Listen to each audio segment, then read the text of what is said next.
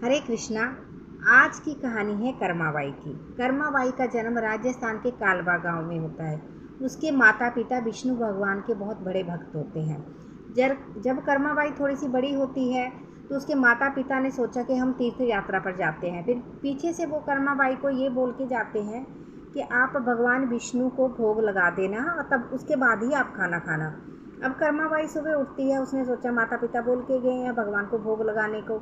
उसने सुबह उठते ही खिचड़ी बनाई और भगवान के आगे रख के बोला, भगवान देखो मैंने खिचड़ी बनाई है और आप खा लेना, मैं बाकी के काम निपटा लेती हूँ।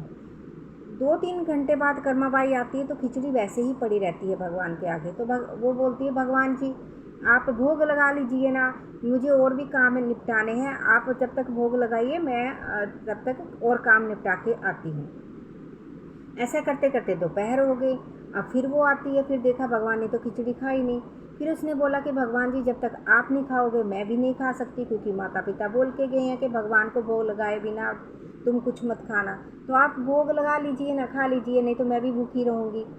अब ऐसे करते करते शाम हो गई, भगवान ने फिर भी खिचड़ी नहीं खाई। अब उसने बोला कि भगवान जी देखो जब तक आप नहीं खाओगे मुझे भी भूख लगी है, मैं भी नहीं खा सकती हूँ। माता पिता बोल के गए हैं कि भगवान को भोग लगाए बिना तुम मत खाना, तो आप नहीं खाओगे तो मैं भूखी रह जाऊँगी, आप खा लीजिए, खिचड़ी खा लीजिए, उसके बाद मैं भी खाना खाऊँगी। ऐसे करते करते रात हो जाती है, भगवान फिर भी भोग नहीं लगाते। अब फिर से कर्माबाई प्रार्थना करती है कि भगवान जी आप भोग लगाइए ना, नहीं तो मैं भी भूखी रह जाऊँगी, देखो मुझे भी भूख लगी है, आप आ जाओ भोग लगा लो, आप नहीं खाओगे तो मैं कैसे खा सकती हूँ, माता पिता बोल के गए हैं। अब भगवान श्री जगन्नाथपुरी आते हैं और भोग लगा लेते हैं खिचड़ी का। वो पूरा जो उसने प्याला रखा हुआ था जिसमें खिचड़ी डाल के जो थाली उसने सजा के रखी हुई थी भगवान जगन्नाथ जी, उसको पूरा ख़त्म कर देते हैं। कर्माबाई खुश हो जाती है, वह खुद भी खिचड़ी खाती है। अगले दिन फिर सुबह उठती है, खिचड़ी बनाती है, भगवान को बोलती है देखो आज आप ऐसा मत करना, आज जल्दी खा लेना, क्योंकि मुझे फिर देर हो जाएगी, मैं भी खिचड़ी खाऊंगी, तो आप भी खा लो टाइम से। भगवान ने फिर खिचड़ी खा ली सुबह ही। अब कर्माबाई का ये नित्य कर्म हो गया, सुबह उठते वो खिचड़ी बनाती है, भगवान भोग लगा लेते, उसका खाली कर देते उसकी जो सजाई हुई थाली होती है।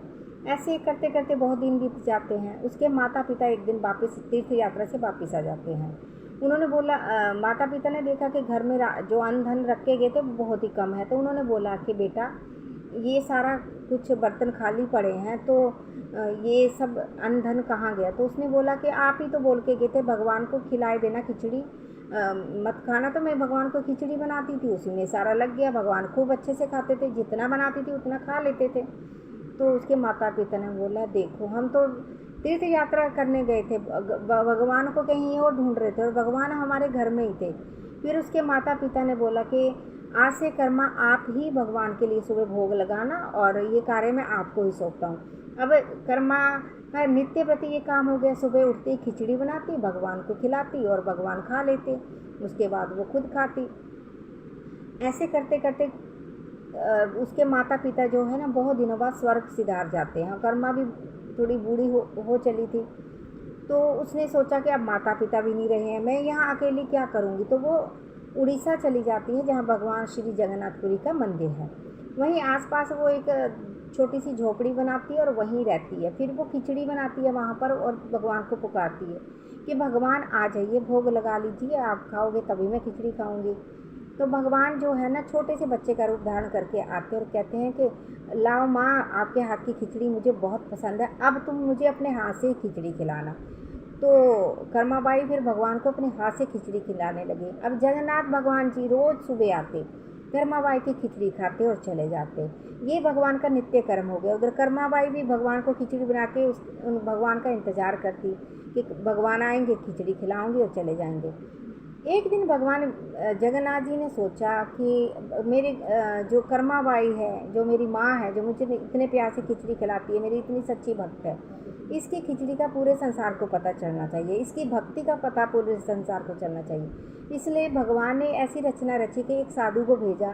साधु ने बोला कि आप किसके लिए भोजन तैयार कर रही हो। तो उन्होंने कर्माबाई ने बोला कि देखो भगवान जो जगन्नाथ जी है वो मेरे यहाँ रोज़ खिचड़ी खाने आते, तो उन्हीं के लिए मैं ये खिचड़ी बना रही हूँ। तो साधु ने बोला कि तुम्हें तो बहुत पाप लगेगा, भगवान का भोग ऐसे नहीं बनाते हैं। सबसे पहले भगवान सुबह उठते हैं, नहाते हैं, फिर स्वच्छ करते हैं, पूरा आंगन, बर्तन, हर चीज़, फिर पूजा करते हैं पूरी विधि के साथ। उसके बाद भगवान को खिचड़ी बनाओ, फिर खिलाओ, फिर तुम्हें पाप नहीं लगेगा। अब कर्मा बाई तो सीधी सादी औरत थी, उसने फिर सुबह उठी, उसने जैसे साधु ने बोला था वैसे किया। ऐसा करने में वो उस टाइम पे खिचड़ी नहीं बना पाई जिस टाइम पे भगवान जगन्नाथ जी खिचड़ी खाने आते हैं। अब भगवान जी तो अपने टाइम पे खिचड़ी खाने आ गए, तो कर्मा बाई की खिचड़ी अभी बनी नहीं थी। तो भगवान जी ने बोला कि माँ जल्दी करो, मुझे जाना है मंदिर, मेरे महाभोग का टाइम हो रहा है, मुझे जाना है। कर्मा बाई ने बोला भगवान जी थोड़ा सा रुकिए, अभी बन रही है खिचड़ी। ऐसे करते करते जब खिचड़ी बनी तो भगवान को बहुत देर हो गई, तो उन्होंने जल्दी जल्दी में कर्मा बाई ने भगवान को खिचड़ी खिलाई, और भगवान ने जैसे खिचड़ी खाई और तुरंत चले गए। अब भगवान जी ने मुख साफ नहीं किया, क्योंकि कर्मा बाई खिचड़ी खिलाने के बाद भगवान का मुख अपने हाथ से साफ करती थी। अब भगवान तो ऐसे ही चले गए। उधर कर्मा बाई ने सोचा कि अरे भगवान का मुख तो मैंने साफ नहीं किया, तो वो पीछे पीछे एक बर्तन में पानी लेके जाती है, ताकि मैं भगवान का मुख जो है वो मंदिर में जाके साफ कर सकूं।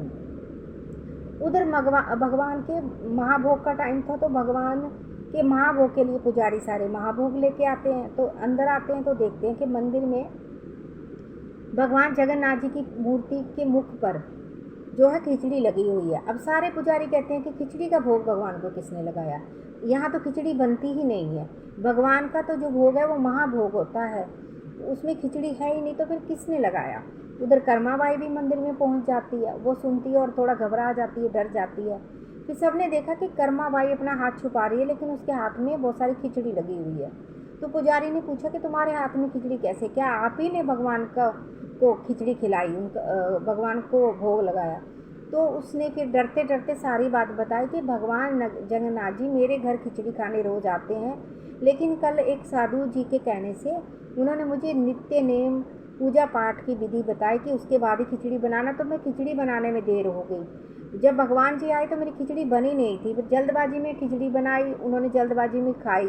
फिर उनको मंदिर आना था, महाभोग का टाइम हो रहा था, वो ऐसे ही आगे बिना मुख साफ करे, तो मैं पानी लेके आई हूँ उनका मुख साफ कराने के लिए। जब पुजारियों ने ये बात सुनी तो वो हतप्रत रह गए और साक्षात कर्मा बाई को नमस्कार किया और बोला कि सच्ची भक्तों कर्मा बाई तुम, और आज से भगवान के महाभोग में कर्मा बाई की खिचड़ी का भोग भी लगेगा।